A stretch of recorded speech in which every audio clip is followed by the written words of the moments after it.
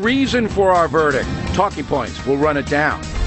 When you become president, will you support and fund a more holistic approach to solve the problems and issues of veteran suicide, PTSD, TBI, and other related military mental and behavioral health issues? That question from a young Marine ignited charges against Donald Trump. But what does the Marine think about all of that? Factor exclusive, you will be here tonight. No one is happier, no one is prouder to put this birth certificate matter to rest than the Donald. He can finally get back to focusing on the issues that matter. Like, did we fake the moon landing? Also ahead, why did Donald Trump run for president in the first place? Might it be because he really doesn't like President Obama? What a shame. Caution. You are about to enter the no spin zone. Factor begins right now.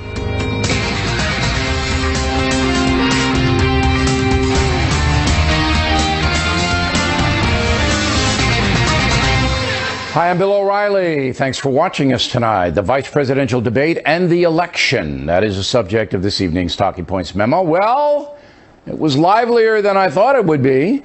Governor Pence and Senator Kaine brought a fairly high-energy presentation and some very pointed attacks.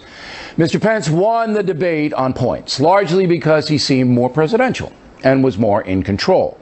According to ABC News, Senator Kaine interrupted Pence 70 times. The governor interrupted the senator 40 times. But there's no question that Mr. Kaine's demeanor hurt him. He's employed tens of thousands of people in this country and paid a few taxes and lost $1 billion a year. She had a private server I get to weigh in that now. was Let me just say discovered. this. She had a Clinton Foundation accepting contributions from foreign governments. You are foreign Donald donors. Trump's apprentice. Let me talk about this Senator, issue I think I'm still on my time. Well, isn't this a discussion? Well, it was a discussion, but there were time limits for both of them, and that got out of control. The moderator, CBS newswoman Elaine Quijano, had a hard time containing things. Senator, all right, he's gentlemen, going to release his I need tax to ask you returns about and the audit Social Security. is over. Richard Nixon released tax returns when he was under They're going audit. to raise your taxes. Gentlemen, We're if going to you cut can't your meet taxes. the Nixon standard, the people at home cannot people ought to have understand some... either one of you when you speak over each other. What Ms. Quijano should have done is call a timeout. She'd had a whistle, timeout, explain to both candidates that only one speaks at a time. She should have done this firmly. That would have embarrassed the guys, and it would have been appropriate. The problem for both Kaine and Pence was that they have to defend misstatements by their bosses. I say misstatements because both Secretary Clinton and Donald Trump have had to walk back stuff they've said. No surprise when candidates speak as much as those two do, there'll be mistakes. Also, positions will be clarified. But that doesn't matter when politics are involved. When Donald Trump says women should be punished, or Mexicans are rapists and criminals, I'm telling or John McCain's not a hero, he is showing you who he is. Senator, you whipped out that Mexican thing again. Look. Can you defend it? There are criminal aliens in this country, Tim, who have come into this country illegally, who are perpetrating violence and taking American lives. You want to use a big tar brush against Mexicans? He also said, and many of them are good people. You keep leaving that out of your quote. Too much time was spent going back and forth about what Clinton and Trump have said in the past. If Donald Trump had said all the things that you said he said, in the way you said he said them, he still wouldn't have a fraction of the insults that Hillary Clinton leveled when she said that half of our supporters were a basket of deplorables. Now, those kinds of attacks take away from issues, and it is here that Pence made some strong points. Iraq has been overrun by ISIS because Hillary Clinton failed to renegotiate. More American troops in Iraq, you can propose that. Hillary Clinton failed to renegotiate a status of forces agreement. No, that is incorrect. And so we removed all of our troops from Iraq, and ISIS was able to be conjured up in that vacuum but I'd like to correct, and overrun vast areas of Iraq. Despite Kaine's interruptions and the moderator trying to get off the topic, what Pence said is absolutely true. The Obama administration, with Hillary Clinton as Secretary of State, failed to negotiate a deal that would have kept American troops in Iraq. So, when Mr. Obama pulled the troops out of there, ISIS quickly took advantage, leading to the catastrophe we have today. That is rock-solid fact. Senator Kaine, on the other hand, did not seem interested in debating that reality. He constantly went back to the personality game. These guys have praised Vladimir Putin as a great leader. How can they defend that? He loves dictators. He's got kind of a personal Mount Rushmore. Vladimir Putin, Kim Jong-un, Muammar Gaddafi, and Saddam Hussein. It was only on the subject of abortion where there was some clarity. Governor Pence, against most abortions, solidly pro-life.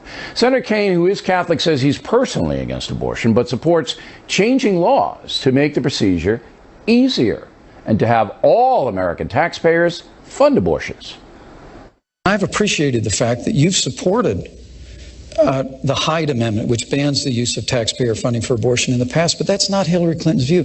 People need to understand we can come together as a nation. We can create a culture of life. More and more young people today are embracing life because we know we're better for it. We can encourage people to support life. Of course we can, but why don't you trust women? Why doesn't Donald Trump trust women to make this choice for themselves? Talking Points would like to make a personal comment to Senator Kaine. How can you create a culture of life when you support abortion on demand for any reason, at any time? That permissive policy, should it become law, would do grave damage to the unborn. Now, the fact that Governor Pence was credible last night helps Donald Trump because he selected the governor as his running mate. But there are reports today that some in the Trump camp were disappointed that Governor Pence did not directly refute stuff like this. I just want to talk about the tone that's set from the top. Donald Trump during this campaign has called Mexicans rapists and criminals. He's called women slobs, pigs, dogs, disgusting. I don't like saying that in front of my wife and my mother. Talking Points believes that kind of personal attack makes Kaine look bad. And Pence was wise to speak in support of Trump's policies and stay away from the swamp. Please hear me clearly. Nobody wins in the swamp. Nobody. And Pence is smart enough to know that. Summing up, many Trump supporters feeling good tonight. Their VP candidate came across as smart, responsible, and articulate. On the Democratic side, Tim Kaine proved himself to be an aggressive campaigner, but did not show the gravitas that Pence did. And that's a memo. Next on the rundown, we'll have reaction. And later, Factor exclusive, the Marine who asked Donald Trump about post-traumatic stress syndrome is angry that Trump got hammered about it. That report up ahead. Continuing now with our lead story, how the vice presidential debate will influence the presidential vote. Joining us now from Washington, Reed Wilson, national correspondent for The Hill magazine, was here in New York City. Caitlin Huey-Burns from Real Clear Politics. So what did I miss in the memo? Did I miss anything? Well, I think we need to look at what happens next after this debate. So Pence had a really tough job. He had to clean up a really bad week for the Trump campaign, and he did so effectively, and he did so by showing discipline, which the campaign really needs right now. He also was able to deflect many of these attacks, and in doing so, he kind of provided a roadmap for Trump for the next debate.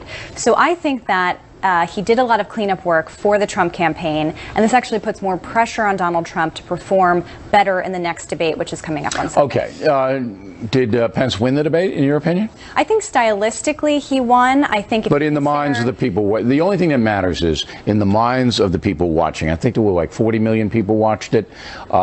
Did he win in the minds of most folks? Well, according to the polls he has so far, I think he did. All right, but those polls, you know what those polls exactly. are. You can't really take those for what they are. Okay. But looking at the reaction generally from everything that we've... I didn't see anybody, Mr. Reed, say that Tim Kaine won the debate. Maybe I missed it. Let's remember, Bill, that a debate is not just a 90-minute meeting between the candidates. It's a multi-day affair. It starts with two campaigns building up expectations, and then it ends with the campaigns spinning these results over the last but you saw what happened to Donald Trump when they tried to do that. It didn't work. Exactly. So I don't think the American people... The Trump campaign is doing better now, spinning the Pence performance. Remember, this was Mike Pence's debut. Well, this was Mike Pence's debut before a national audience of 40 million people. Mr. He Wilson, did great. Do they have to spin it? I mean, look, I think I'm a pretty objective guy. I said that Hillary Clinton won the debate with Trump, all right? But I didn't think it was it wasn't even close last night that Pence came across as more presidential. A responsible modern campaign is going to spin it and take as much advantage. But I want to know what you, Reed Wilson, think. What do you think? Yeah, I mean, I think that the Trump campaign has done a very good job in promoting what was a very strong debut on the national stage by Mike Pence. Do you think he won the debate? Sure. Yeah, he won the debate. Okay. He did better than Tim Kaine did. This is Kaine's second. I think we need to give Mike Pence more credit than we have. This was a huge debut in front of 40 million people. He's never really done that before. Sure, he was governor. Sure, he was a member of House leadership. He was on the Sunday talk shows, but he's never had an audience this big. No, and he was animated. He was more animated. And I thought he did pretty well. Yeah, in the interviews, when I've interviewed him, he's pretty much on message. And no matter what you ask him, he's going to go, well, Donald Trump is the greatest guy in the world. You could ask him anything and say, hey, the Mets going to win tonight in a playoff game? No, Donald Trump. You know, if Donald Trump were pitching, the Mets would win. That's all you're going to get. But last night, I saw a different Mike Pence. I saw Pence out there getting exasperated by the personal attacks, which I think really plays well with the folks. You know, just like, oh, the Mexican thing again. You know, come on. And I think that combined with his knowledge of the issues really helped him. Well, Kaine's job going into this was to throw every controversial thing about Donald Trump. Sure, smear him. Right, and get Pence to defend it, to make the argument, if you can't defend the man you're sharing a ticket with, how can the American people vote for him? That was the line that he wanted to get across. And so to Reed's point... Wasn't that a mistake? This debate is dissected over several days. But wasn't that a mistake? And I agree with you entirely, Ms. Burns, that the strategy was to have Kaine pop, pop, pop, pop, and hope that Pence faltered under the invective. But when I saw it, I went, this is all old stuff. What do you got? What do you got that's new? What about the world? How do you see it? And you didn't get that from him. Well, if you think of the vice presidential candidates as the top surrogates for their respective campaigns, I think that's why this was Kaine's goal, right? This is about the top of the ticket, especially in this election, about two candidates. And you know what else he didn't do, Mr. Wilson? You know what else Kaine failed to do? He failed to make a case for Hillary Clinton.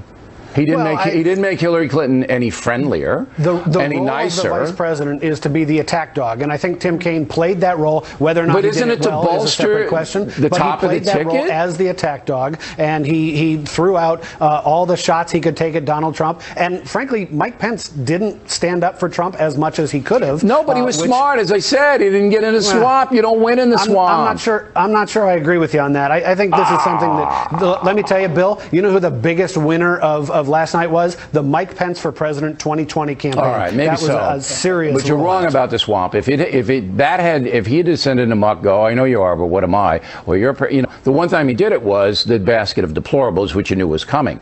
But it gets to, and I know the folks. I mean, the folks want to go.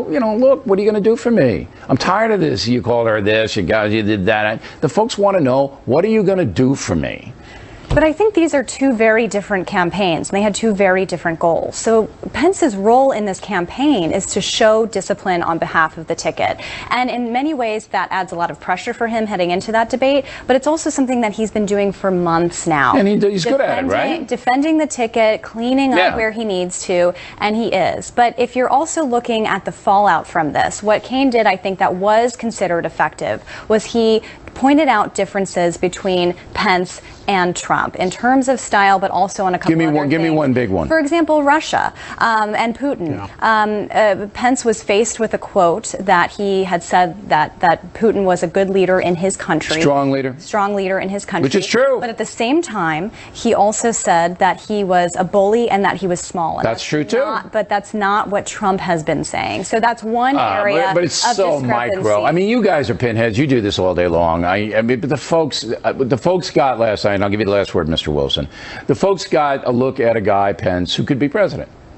No doubt. I think they did. Absolutely. Mike Pence has been talking about running for president for a very long, or thinking about running for president for a very long time.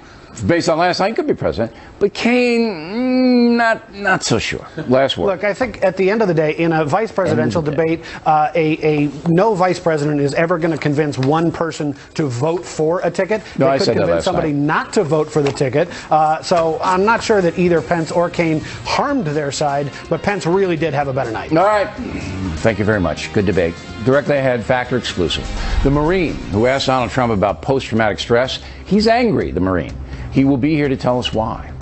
Then later, why did Donald Trump actually run for president in the first place? We think we know has to do with President Obama. Those reports moments away. Personal Story segment tonight. On Monday, Donald Trump spoke at an event in Herndon, Virginia. It was an address hosted by the Retired American Warriors PAC. After the address, a young Marine vet asked this question. Will you support and fund a more holistic approach to solve the problems and issues of veteran suicide, PTSD, TBI, and other related military mental and behavioral health issues? Yes, I would. When you talk about the mental health problems, when people come back from war and combat and they see things that maybe a lot of the folks in this room have seen many times over, and you're strong and you can handle it, but a lot of people can't handle it. Now, for that answer, Mr. Trump was attacked.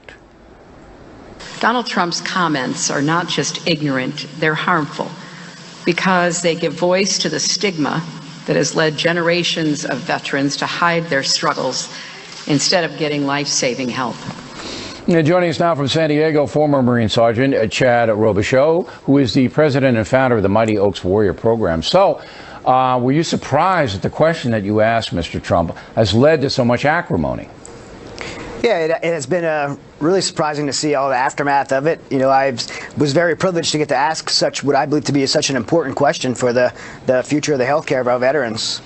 When Trump answered you, and because we didn't use his whole answer, but it went on in detail, but basically says, yes, I'm, as the president, I would give a priority to helping vets in any issue at all, physical and mental. Were you satisfied with that answer?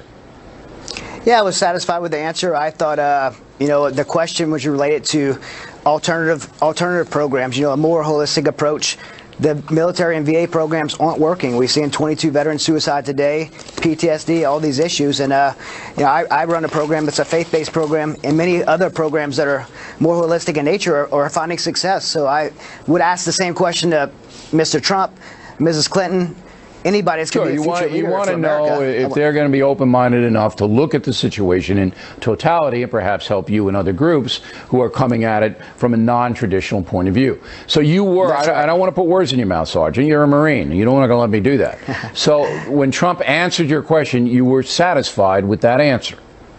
Yes, I was. And you know, I hope that it's my hope that he's, and I've seen so many great generals in the room, General Boykin, General Flynn, so many great generals in the room that, you know, I really hope Mr. Trump would, if he becomes president, surrounds himself with those people. Yeah, and does what he says he's going to do. But the controversy ignited when his opposition took the comment to be demeaning to those military people who are suffering mentally and emotionally from their service. They tried to turn it around and say to the American people, he demeaned. Did you take it that way, or any of your friends, any in your group, did anybody take it as a demeaning comment? No, you know, I've been telling people to simply don't take my word for it. Don't take the media's word for it for sure. Go listen for yourself. And you guys played it, and there's more to it. People can listen for themselves and come to their own conclusions. But I believe that, you know, and I heard you guys say that I was angry at it. I think the truth is, it's a very sacred issue. Our warriors are, you know, they're represent America, and they've done some amazing things. 15 years in the war on terror. There's been 2.6 million veterans that served in the war on terror, and over half of them have physical, mental, and spiritual wounds, and we need to take care of them. It's an enormous problem, and it has to be prioritized by the next administration, whether it's Clinton or Trump. But the exploitation of the issue, all right, is disturbing to me. I don't mind if vets watching tonight think Donald Trump wasn't articulate enough, but I didn't see him demeaning any vets at all in what he said. And you agree with me, right? I do, and I think everyone should know this event that we attended. It wasn't a Trump rally. It wasn't. No, it wasn't a political. It wasn't a Trump rally. It wasn't. No, it wasn't a political event. Okay, so you and I both agree, and you asked the question that there wasn't any diminishment of the veteran status. Yet it was used in a way to attack Trump in a manner that I didn't like. Getting the vets in the middle of this, you know? I understand the political attacks. I understand that that's what the game is. But I don't want the vets in the middle of it. That's what offended me about this whole thing. Sure. Like I said, I think it's a very sacred thing. And it's, again, the question was a very serious question. The future president needs to be able to address this very serious problem. And, you know, and I think whoever's going to be the president of the United States needs to be able to answer that question and surround themselves with right people and right policies to change the 22 suicides a day, to change this PTSD impact, and to give a pathway to more holistic programs. Real quick, is the training for the Marines enough to prepare people for the horrors of the war on terror? You know, the military has always said the pillars to resiliency are mind, body, and spirit. I really believe that the military has lost the definition of spirit and having a true spiritual resiliency. I'm very blessed. I get to go to the Marine Corps boot camp every quarter. Last weekend I was there, spoke to 2,500 recruits. Well, you might advise, because I think that's part of it. The preparation has to be more intense mentally, because this war on terror is unlike anything that we've ever seen. Sergeant, thank you very much. We appreciate it. Plenty more ahead as the Factor moves along this evening. What motivated Donald Trump to run for president? It could have been his disdain for President Obama. We'll back up that statement. Then Miller in Africa, is he fleeing the presidential race? Hope you stay tuned for those reports. Impact segment tonight, why Donald Trump ran for president. Many people have many theories. Here at The Factor, we believe that an incident on April 30th, 2011, way back then, might have planted the seed in Mr. Trump's mind for the run. That was the occasion where President Obama mocked Trump at the White House Correspondents' Dinner for more than 5 minutes. Mr. Obama not pleased about the birther deal. As some of you heard, the state of Hawaii released my official long-form birth certificate. Hopefully, this puts all doubts to rest. But just in case there are any lingering questions, tonight, I'm prepared to go a step further. Tonight, for the first time, I am releasing my official birth video.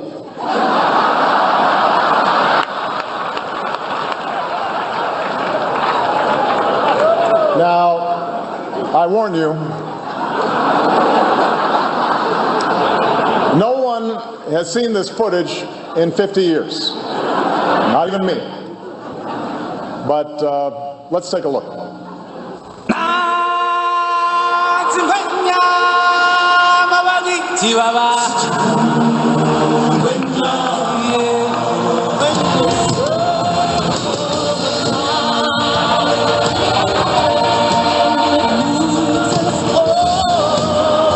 I want to make clear to the Fox News table that was a joke.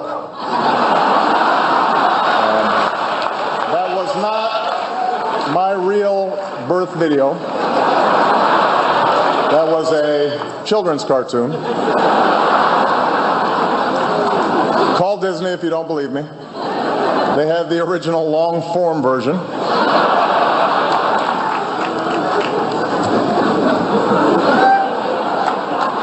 Donald Trump is here tonight.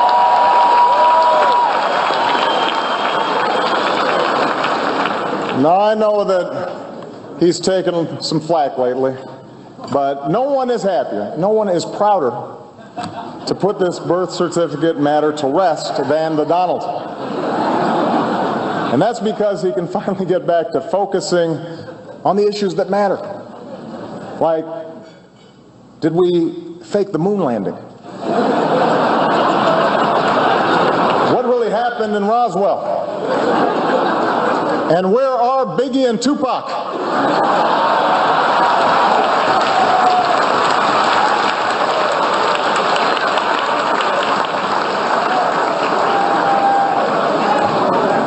All kidding aside, aside, obviously we all know about your credentials and breadth of experience. For example, no, seriously, just recently in an episode of Celebrity Apprentice at the steakhouse, the men's cooking team did not impress the judges from Omaha Steaks. And there was a lot of blame to go around, but you, Mr. Trump, recognized that the real problem was a lack of leadership. And so ultimately you didn't blame Little John or Meatloaf. You fired Gary Busey. And these are the kind of decisions that would keep me up at night.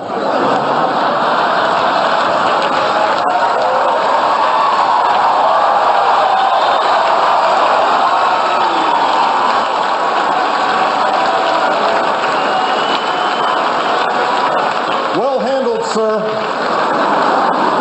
Well handled.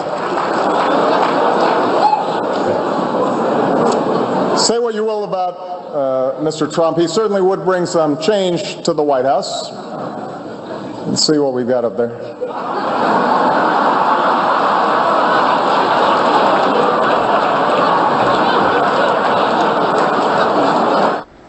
So what do you think? Did that motivate Trump to run for president? Next time he's on The Factor, I'll ask him. We come right back. Reaction to what you just saw. Then a question, are you a political zealot? We'll define it after these messages. O'Reilly Factor, the #1 cable news show for 16 years and counting. Continuing now with the Impact segment, what really motivated Donald Trump to run for president? And from Washington, Katie Pavlich. So I know Trump pretty well, and everything's personal to him. Everything is personal. And I think that he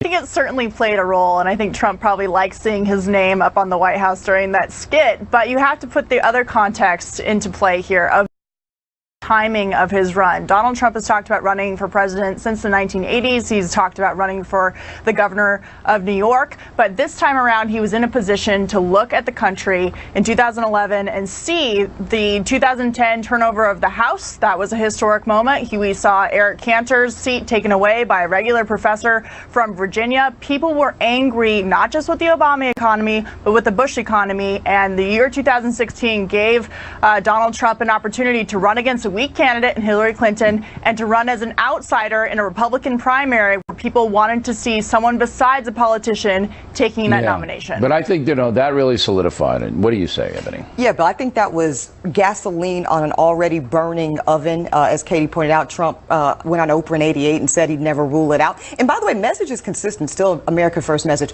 But that was brutal, what Obama did to him in that room. You were there, Bill, and you saw his reception. He was kind of rocking back and forth. He didn't like it. He did not like it at all. And I think it's very much forgive me for saying this, a male ego power play at that point, where you can't really go toe to toe from a hierarchical position unless you're also sitting POTUS. And so Trump is taking this opportunity. Trump's a forgiving guy. I mean, he doesn't. He's not a grudge holder, as far as I know.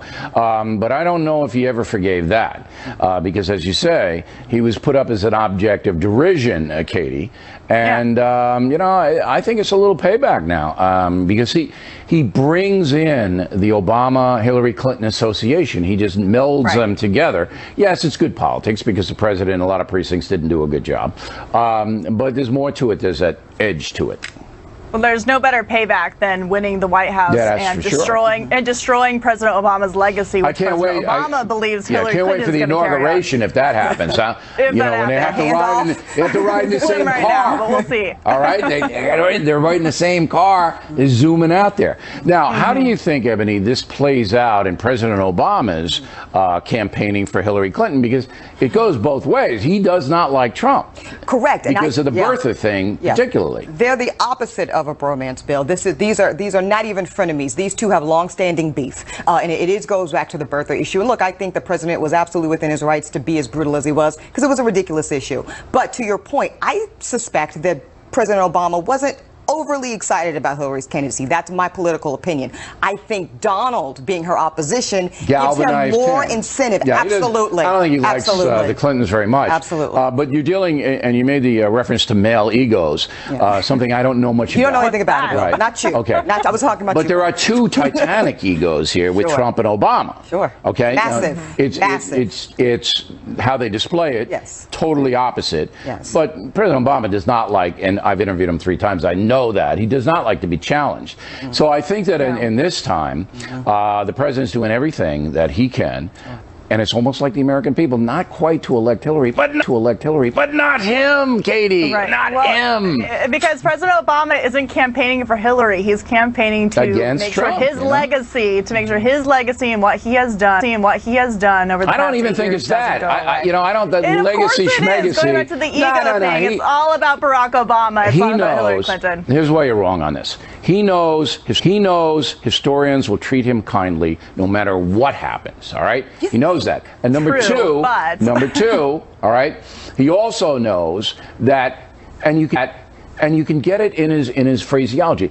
That guy, you're going to vote for that guy? That guy's going to come in after me and destroy my legacy. It can't be so. And exactly. I mean, believe me, if Trump wins, all the furniture's going out. I mean, there's not going to be anything left in the whole place. No pictures of Obama and Michelle anymore in the White House. While there is bad blood between Hillary Clinton and Donald Trump, I really believe they despise each other now, even though they were friends before. They were frenemies. It doesn't come close to the Obama-Trump feud. No, it's long-standing, Bill. It's organic. And organic? Yes. Does that mean it grows somewhere? Yeah, and it's been growing. Yeah, because it was like meaty and nasty in its core, and it's just getting worse and worse. Now, it's payback time for Trump if he wins, and if he loses, it's gloating time for Mr. Obama. Last word, Katie. Yes, indeed it is. And let's not forget that Donald Trump was also friends with Hillary Clinton and funded her first presidential campaign. So we have a bunch of bad blood in a triangle here of politics that I think will be interesting to look at after the election, depending on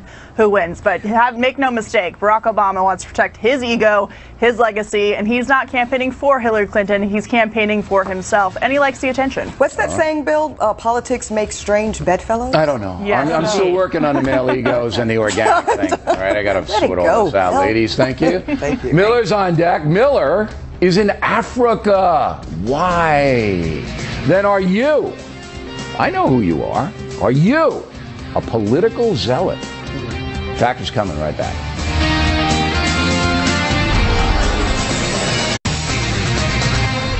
Back in the book segment tonight, Miller Time, the sage of Southern California, very, very far away. He's touring South Africa, where we caught up with him on the phone.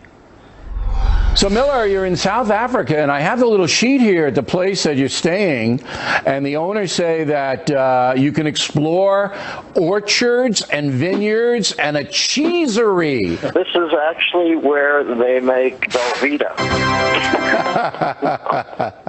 I'm sitting here, and I've had a little bit of the aforementioned grape. I'm in a pair of Ugg boots, a loincloth, and a Factor gear pith helmet, and I think your crowd will appreciate that because they know I'm perpetually pissed off. I don't know what we're yelling about! Bill, did you ever think that it would come to a time in history where I'd have to leave the United States and go to South Africa to escape racial tension? No, I don't think anybody ever thought that. Now, are you going to go see the animals in South Africa? Yeah, I'm going out onto they call it the veldt, Bill, V-E-L-D-T, and that's the low grasslands. And I'm hoping to see the big five: the lion, the leopard, the rhino, the elephant, and the Bernie Sanders supporter who has 2 jobs. I'm hoping to see the rarest of the five. They migrate, I think, in South Africa, by the way, those Bernie Sanders people. And how do you know that? Now, when they find out you're American down there, do they ask you about the crazy political scene?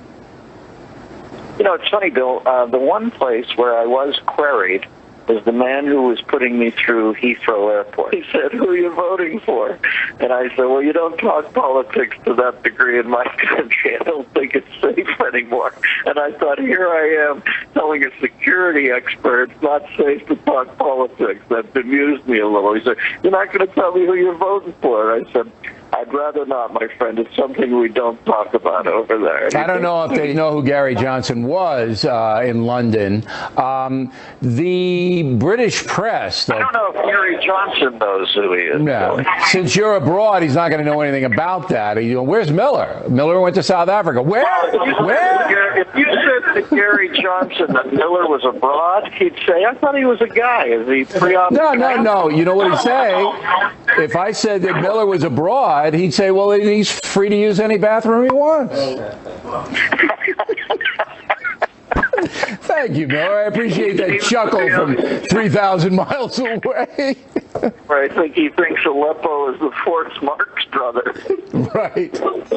And what's the matter? You don't understand English? Well, Miller, you missed the vice presidential debate. Come on. I mean, that's the kind of excitement that only comes along once in a lifetime. Well, down here, I was out on talking to some of the locals today, and they did ask me about Pence, because down here he's thought to be the whitest man on the planet Earth. And you said? I said Tim Kaine's right up there. All right, Miller, we want you to have a good time. Thanks for phoning in. We appreciate it.